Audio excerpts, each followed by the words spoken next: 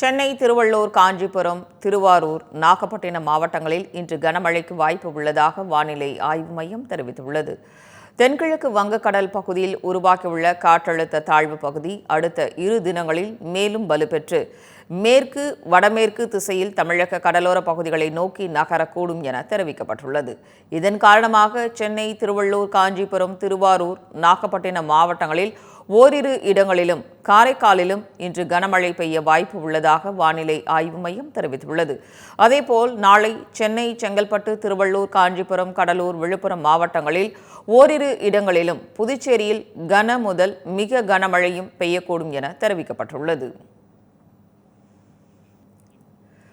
பிரான்சின் ஆளுகைக்கு உட்பட்ட மயோட்டி தீவில் மணிக்கு 140 கிலோமீட்டர் வேகத்தில் வீசிய புயலில் சிக்கி நூற்றுக்கணக்கானோர் உயிரிழந்ததாக அதிர்ச்சி தகவல் வெளியாகியுள்ளது.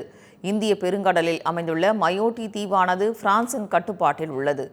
3 லட்சம் பேரை மக்கள் தொகையாக கொண்ட இந்த குட்டி தீவில் பெரும்பாலானோர் குடிசையில்தான் வசிக்கின்றனர். இந்த நிலையில் மயோட்டி தீவை புயல் தாக்கியதில் ஏராளமான குடிசைகள் சின்னாபின்னமாகின. மரங்கள் வேரோடு சாய்ந்ததில் குடிசைகளில் வசித்து வந்த நூற்றுக்கணக்கானோர் உயிரிழந்ததாக தகவல் வெளியானது. ஆயிரக்கணக்கானோரை காணவில்லை என்றும் கூறப்படுகிறது.